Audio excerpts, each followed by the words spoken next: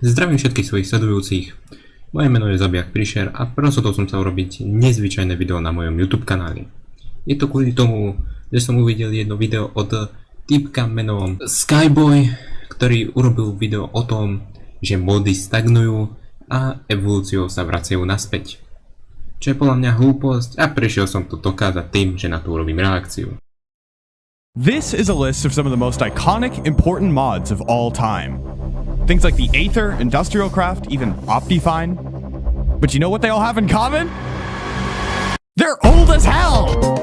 To me. Uznávam s ním jednu vec a má pravdu, toto je celkom ikonické a potrebné módy, ktoré kedy v Minecrafte boli. S jedným problémom, kde sú módy napríklad ako Mechanism, Create, Ice and Fire, dokonca aj Farmer's Delight, ktorý má viac stiahnutí ako Create. Kde sú? To me, Minecraft modding has felt stagnant for almost a decade, with one exception. Prečo ten mod si ho nedal na ten list, keď ho teraz spomínaš? Prečo? And I don't think I'm alone. So to fully explain this, let me run through some history. The earliest mods were small, usually focused on one single feature. For example, Mo Creatures just added a couple more mobs. This is largely because, up until this point, the only real mod loader was something called Risugami's mod loader. But this had some heavy restrictions. And so, a collective of modders, including the guys behind Buildcraft, actually came together to create Minecraft Forge. Forge made mods so much easier for both players and the modders themselves. And as the modding scene evolved, modders got much more ambitious. It stopped being about single features like elemental bows and started being about adding electricity and machines. The era of technology mods had begun. Tu sa s ním nedá nesúhlasiť. Povedal históriu, podľa toho čo viem sú to fakta.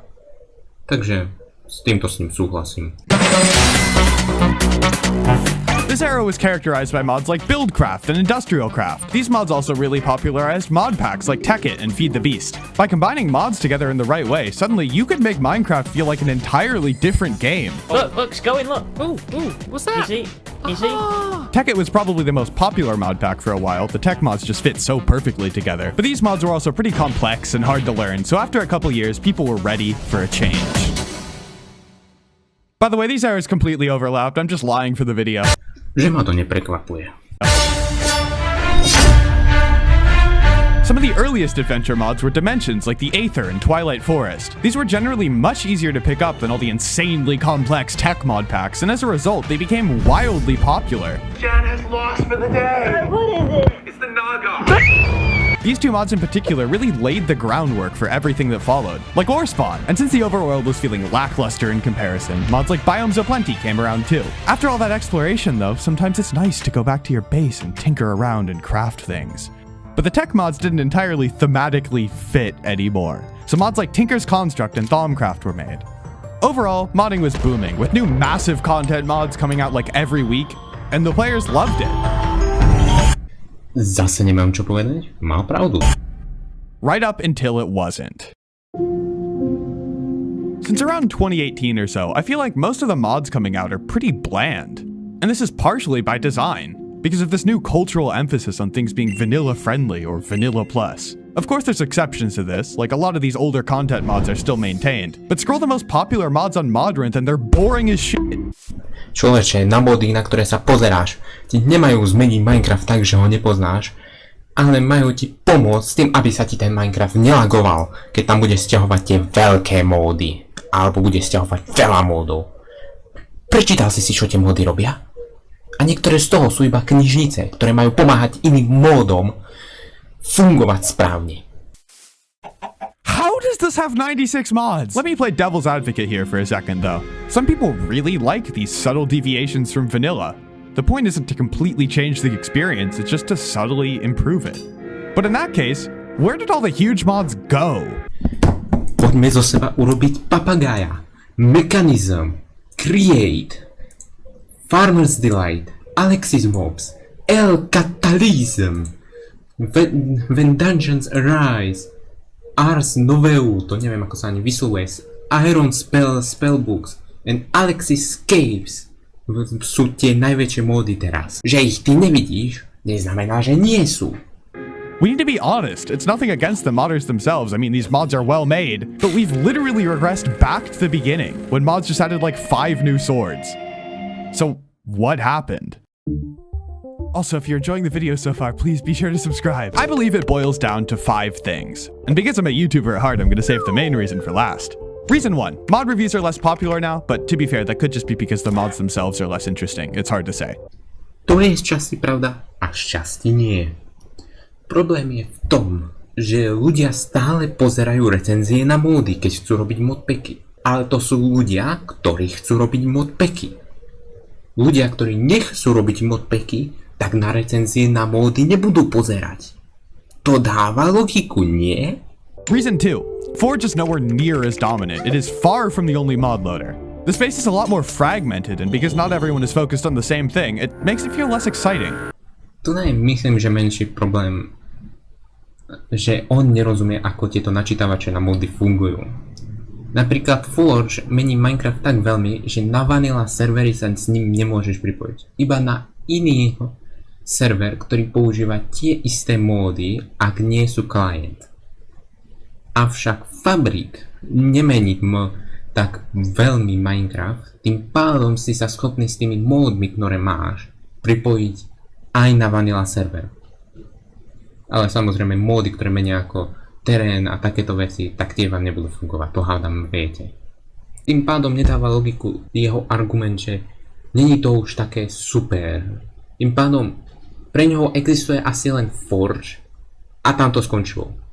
Avšak to nie sú všetci ľudia. Je dôvod, prečo vznikli ďalšie načítavače na módy. Vždycky je.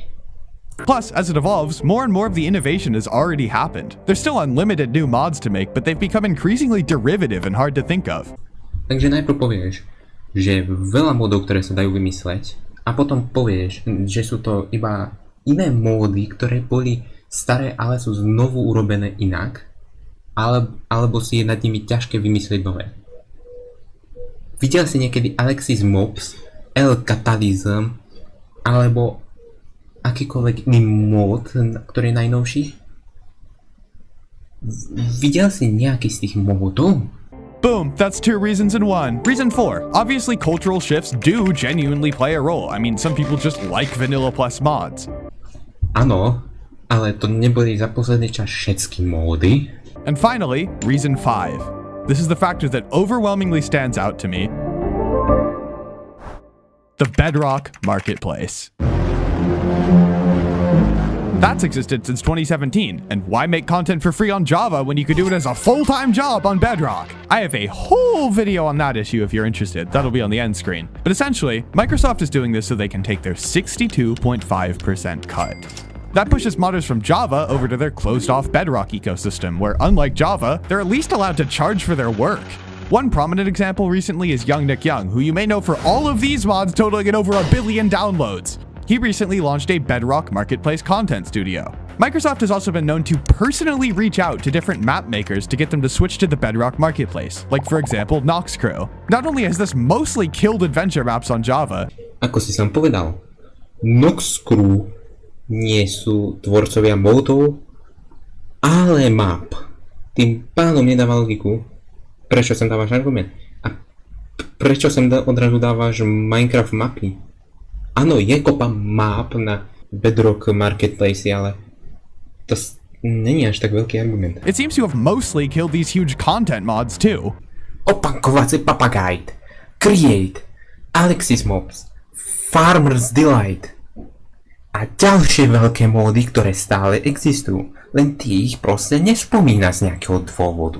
Of course, I'm not saying the impact on Java mods is intentional, quite the opposite actually. It's just a consequence of allowing people to charge money on Bedrock. And there really isn't an easy fix to this either. Most Java players would have a very hard time accepting that modders can suddenly charge money if Mojang changed the rules. I think it's worth looking at Roblox though, because they're in a much better spot. Áno, Roblox, oni to majú, ježišmaria, o mnoho lepšie, samozrejme. Roblox is another platform that relies heavily on user-generated content for their players. And while Roblox doesn't pay their creators very fairly, at least they pay it all! You are literally unilaterally banned from making money on Java modding. In practice, they really only enforce it when you're charging money directly. But even so, at best, modders who make any sort of money are in a legal gray area. So it really shouldn't be a surprise that so many of them just want to mod on Bedrock and make money from it! To je pravda. Minecraft Java vás presne neplatí, ale Forge a Mondrid vás platia. Za vaše módy ste platení na Krzoforči a Mondrite. Neviem, ako je to na ostatných aplikáciách, kde sa sťahujú módy, ale viem, že na tých dvoch sa vás platia. Minecraft vás neplatí? Tí, čo majú tie aplikácie, áno. A keď už tak, môžete na Patreone si urobiť členstvo a tam si môžete dať viacero modov. Tým pádom za takú tú čiastku, že sa dáte za Patreona, tak dostanú aj módy. There is one mod though that's a complete exception to this. Je ich viac? Back at the start of the video, I left one mod off the list. Tých módov je troška viac? A mod that came out in 2019 and absolutely took the scene by storm. It flipped every format on its head and revolutionized everything. I am, of course, talking about... I don't know how to use this mod, although it does look sick as hell. So instead, I'm going to give someone who does a chance to do this section right. This is Charles. He's a full-time Create YouTuber. 4 years ago, I booted up Minecraft with Create for the first time, and I'm still playing it. Now that's no coincidence. Create adds an entire mechanical system to Minecraft. We have rotation, stress, RPM. It sounds complicated, but it's actually really easy to get into. You build a windmill, hook it up to some saws, and boom, you've got a tree farm. All the different components work together in a really satisfying way. What's wild is how far that can take you. I've basically built my whole YouTube channel around it. That's not normal for a Minecraft mod. It's even become its own genre of mods. Create has an insane amount of add-ons. That is mods being made for the mod. And even without the add-ons, base Create receives really polished updates. The team behind it never add things at random. Everything they make fits perfectly into what's already there. It connects to your existing farms, transportation systems, and storage, which makes updates to the mod highly anticipated events. It reminds me of the old tech mods too. Buildcraft, Industrialcraft, all the classics that define what modded Minecraft was for years. And, you know, some people say Create is just recycling those old ideas, that it's nothing new, but I think that misses the point. Create doesn't just bring those ideas back, it makes them really fun to build in an incredibly intuitive way, and the implementation of everything, it's just perfection. To me, it's all proof that big creative mods can still exist. Modding doesn't have to be just slightly improving vanilla to be good or get popular, but the fact that me and many others keep pointing to Create as the only mod doing this thing kinda says it all. Troška s nimi súhlasím na niektorých argumentoch. Problém je v tom, že stále hovoria, že Create je jediný mod, ktorý to robí. A je pravda, že on recykluje tie staré veci a pridáva dačo do toho nového. Ale to kopá veci. Napríklad, povedzme si Twilight Forest, Ether pridávajú modovaných bossov, ktorí sú už celkom zastaraní. Viete, ktorý mod pridáva nových bossov novým spôsobom? Ender Catalysm. Tento mod pridáva nových bossov, ktorí sú veľmi zaujímaví a každý funguje inak. Každý má iný typ útoku, každý inak funguje a každého nájdete inde. No, až na posledný update. Podstatou, čo chcem povedať je, že oni si vybrali len ten jeden mod, ktorý najlepšie sa im dá na ňo natrafiť, ukazuje sa všade a ľudia si povedia, oni majú pravdu, tento mod vidím nejak moc často, lebo sú o ňom aj kanály, tým pádom nie sú žiadne módy. Čo není pravda. Áno, Create má veľa addonov. Ďalšie je veľa addonov. Farmer's Delight. Ten má tiež kopu veľa addonov. A viete, čo je Farmer's Delight ešte? O rok a 10 dní mladší od Create. A má o 10 miliónov stiahnutí viac. To je mi celkom zaujímavé, nie? While Create is a wonderful exception to this vanilla plus recycled pattern we keep seeing over and over again. Nie, není, len ty si slepý. It's definitely not a solution to it. And honestly, I don't know what is. But what I do know is this. When I play mods, oftentimes I literally go back to 1.12.2 or even 1.7.10. I should not have to go back to a version of Minecraft that came out in f***ing 2014 to get a better experience than playing something modern. The popular mod packs on CurseForge seem to agree with me here. A lot of them are still stuck on 1.12.2. There's even plenty of new mod packs being made on this 7-year-old version. This slump has gotta be pushing people away from Minecraft mods in general. We need more wacky shit. The kind of mods that make you go, no, surely I can't make that. And then you do it anyway! Those are always the best ideas. You hear that, modders? I'm not the first person to say this, but I am hoping to do it the best. Something, whether it's the Bedrock marketplace or just cultural shifts, has thrown everything out of whack. Ježišmaria, zase nostalgia, jaj. No, poprvé, do starších verzií sa môžeš vrátiť. Tomu je ten Minecraft Launcher urobený. A to aj bolo povedané už vo viacerých videách na nostalgické videá. Jednoducho, môžeš sa vrátiť, nikto ti v tom nebráni. A ešte horšie je to, že veľa módov zostalo zaseknutých v starých verziách. Problém je v tom, že aj v tejto dobe je kopa dobrých módov. A najhoršie na tom to, že on hovorí, že on potrebuje toho viac šibnuté veci, viac šibnuté módy, o ktorých si povieš, nie, nemôžem to urobiť, ale aj tak to urobíš. Asi to mal byť vtip. Ukázal iba mód známy ako Spawn Ore. A to bol jediný z takých módov, ktorý ti povedal, že nie, to som nemal urobiť. Ale aj tak som to urobil. I cannot hold it in anymore. I just wanna... Záverečné slova k tomuto. Podľa spracovania videa a toho, ako hovoril, tak by som vedel pochopiť dve veci. Poprvé, módy, ktoré ukazoval, boli veľmi nostalgické. Tým pádom s hráčom, ktorí hrali v prvých verziách a mali módy, alebo pozerali YouTube všeobecne, tak hrala do toho nostalgia. Tak s tým budú možno súhlasiť, možno nie. A druhá vec, typ spracovania videa, viem pochopiť jednu vec a to je to, že je to aj pre deti. Rýchlo sa pohyboval, rýchlo všetko spracovával, bol tam kopa efektov ako napríklad točiaca sa kamera, zvuky, ktoré ani nechcem radšej popisovať. Tým pádom podľa tých zvukov, pohybu kamery a všetko by som vedel pochopiť jednu vec. Je to cash grab. Vedel, že poprvé, že na to ľudia kliknú, vedel, že ľudia si to pozrú až do konca, alebo je to téma, ktorú každý chce vedieť, že či je pravda, či nie, či s tým súhlasí, či nie, bla bla bla. Presne vedel, čo robil. A pravdepodobne mu to nemôže mať ani za zle. Využil momentum, že môže z toho dostať peniaze. Využil.